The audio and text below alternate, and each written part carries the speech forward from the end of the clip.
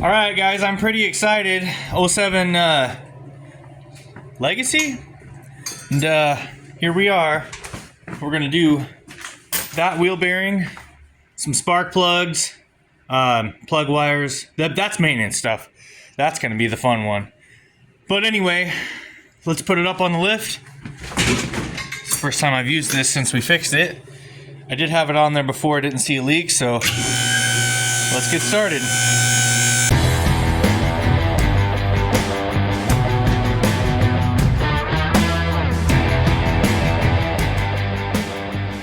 I'm going to use a 19 and an impact. One of the lugs is missing here. So we're just going to take the tire off first. We're going to have to take the brakes off too. So to get these, I just want to show you. Maybe I can, maybe I can't, but there's an access hole right. Let me move this light. I'm sorry, guys. All right, so the back of this bracket, right behind that, there's an access hole right in here, and the bolt is over here. So you're gonna have to go through there, and then there's one down lower. Let's see if I can get you over this way. Probably the same scenario situation, right in that hole, right down there. You'll have to go through that way. I'll tell you what size that is. Okay, so I just used a deep well 14, and we're gonna take it out with that. Let's make sure we're on loosen, and we're not. That's that one. I'll pull it all the way out. So I got it back in there. Good thing I got a flex head ratchet.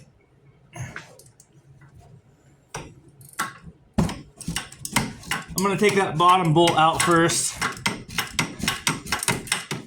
then the top bolt. We'll try to hang the caliper out of the way. All right, so the next thing I did was these bolts I put in here. I just found some. I'm gonna see if I can go without this one, but we use this one into the screw holes for the rotor to try to back it out of here. Because a lot of the times these are kind of stuck, you know? So it's kind of a helpful thing. Helps you from fighting it. And obviously we have an emergency brake in here. So we have to take the axle nut off next. And I think I accidentally took one of those bolts out in the back. So to get this one, I used an extension, and then I went back behind here like this and unscrewed it. Because I accidentally grabbed that back bolt. I'll show you in a little bit, but let's get this axle nut off real quick, and then we'll get those other 4 bolts out. We should be able to pull the hub. With a little PB blast. A little, because it's cold out here. And then you're gonna use this, you're gonna use a 32. If you have to do this on the ground, put pressure on the tire first. All right, so we're good on our end. So the next thing I'm gonna do is go in the back and take all 4 of the bolts out, and then we'll have to be careful and work this hub out. All right, so obviously, yeah, like I said, I got that bolt out. So we need to get that one and those 2 out.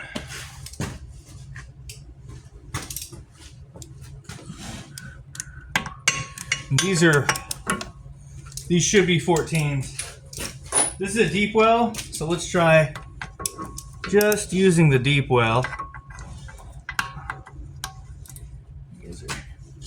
That's on, so we're gonna have to go the other way. All right. Cool. That came out. All right. There we go. That's fine. It's out most of the way. It'll come out once we pull the hub. So now we need to get to that bottom one. Right there. Oh boy, look at that.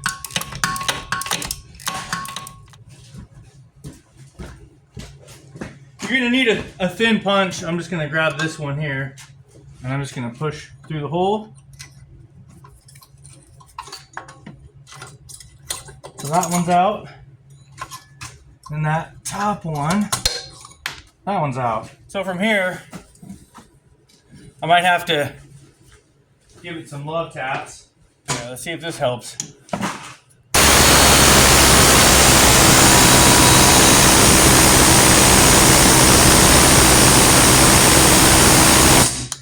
Sir did.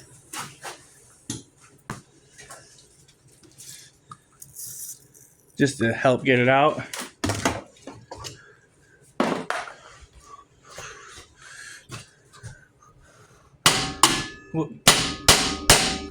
Okay, so see that? That's what I was afraid of. This gets stuck in there, and sometimes you can't get it out. Hopefully I don't have to. It should slip right past the brakes.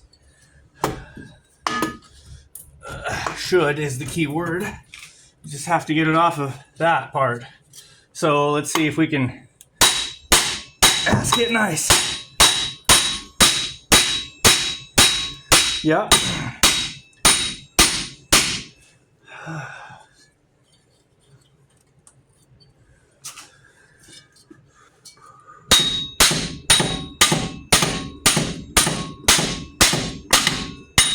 All right, so that's off.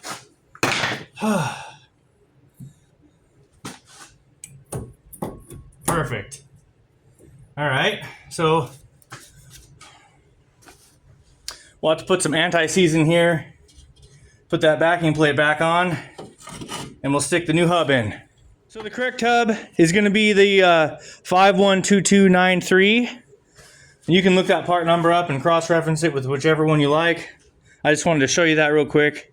So we'll anti-seize this and then we'll put it back. I made a little bit of a mess right here, but as you can see, I anti-seized that.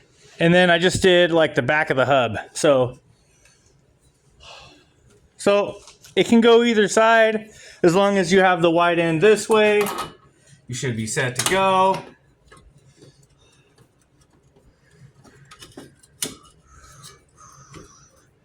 Then we're just making sure we're lining our holes up on the opposite end.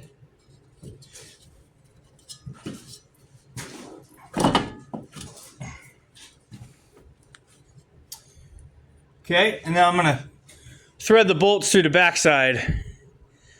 Same way we took them out. I just want to point out, if you want to hold this in and you haven't put the bolts in, put this axle nut back over, just hand thread it, just so it holds things in place, helps you keep everything kind of lined up. So you can see these bolts are fully seated. You work them in one at a time until they start to thread, and then I went to the back and just tightened them up. Then I kind of went in a crosshatch pattern. Not sure if that matters or not, but they're all good to go. Now we're just going to impact this nut back on, put it back together. 32. Perfect. There's a little punch key right there. Just smack it. Ugh. Cool. It's keyed in there. Now we're putting the brakes back on. And I'll show you. Just pinch that little end in there. Put the rotor back on. Fits, so we know it's good. We'll put the brakes back over it. And just remember, here and here are where these bolts, and they're all 14. So all four of those in the back are 14. These are also 14. Pretty common on Subaru. I just want to show you. So I'm sneaking in here with an extension, and I haven't fully tightened that top one yet. You want to give yourself some room so you can hit those threads. But that other one is right there for that bracket. So we'll get this all tightened and put the wheel back on. Point out the best way to get both that hole and that, where are you? Lower one over there is with two 2-inch extensions and a deep well. Then you're not hitting a bunch of stuff, and you can usually torque them pretty good. Guys, I'm gonna see if you can hear this. So that's that old wheel bearing. I'm gonna bring it in real close. Now I'm spinning it. Yeah, that's how you know for sure. So that job's done. let's get under the hood. All right, so this is under the hood. So to get these two plugs, you don't have to do anything. But to get these two over here, this whole air box has to come out right here, up, down, and I think this piece that looks like it should have been attached and is not. There's a bolt in here on the side. I think that's a 10. This should be an 8. Correct. Fucking hurt.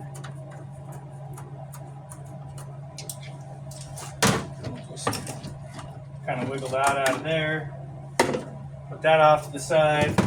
So there's a 10 there. And then we'll pull this out and we'll have access to that side.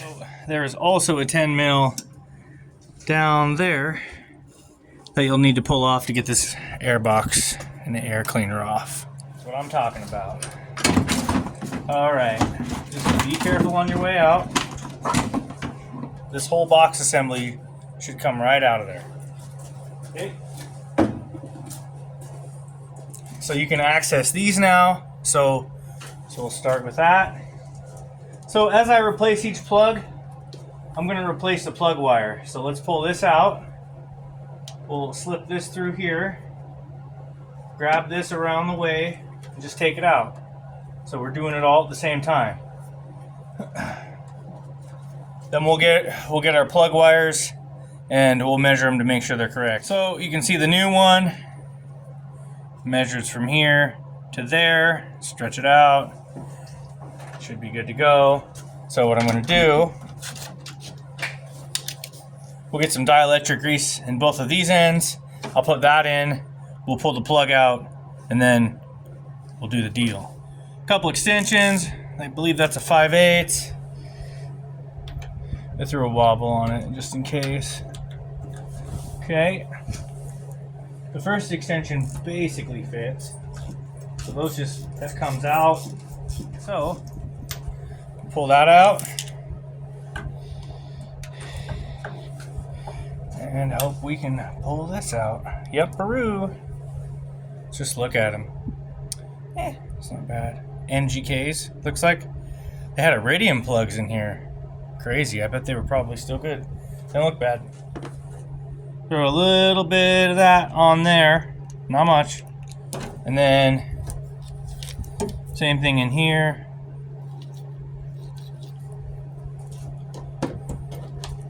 I already checked this. Don't check it. It's 44 is what it's supposed to be pre-gap. I don't think you're supposed to gap them at all. So, but I am gonna do this. Just try to not do a ton. This will just rub its way in on the thread, so that's enough. It's anti-seize, in case you were wondering. So put this back here, up on top, back through here, so on. Bring this down this way. We're going to keep that open right there for the other plug wire, and then we're going to put this in.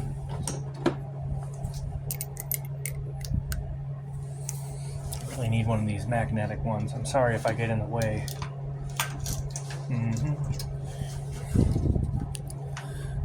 Let me just hand screw it in. Make sure you have I'm going to put that out of the way for a minute. A straight shot at it.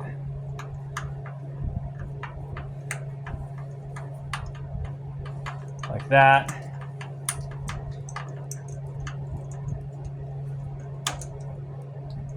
So we're going to do the same on the other side, then we'll put all that back and move over there.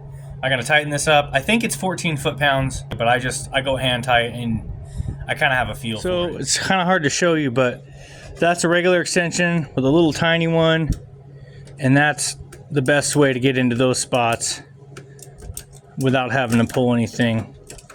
And just be careful because it might be kind of stiff. That's why I've been putting anti-seize on the threads when you put it back. Make it easier for the next guy. All right, these are the plug wires we used. As you can see, everything's back in. Everything's good. Make sure that you just take them off one at a time when you put them back, and dielectric grease, and you want to put some anti-seize on it. These are the plugs we used. Ovalite, double platinum, APP 3924. This is what came out of them. These NGK. It says iridium. Hold on. It might be the light glaring on it. Yeah, it's iridium BRK5EIX-11. That's what came out. Alright, so we'll give her a start and check her out. I've got some other things to do, but that's it for this one, and then we'll just see how it runs, and I'll update you on that. Hear her running. She sounds good to me. No more wheel bearing noise back there, so we're good. Just gonna run some codes and figure out what the airbag light is. Call it good. Boom.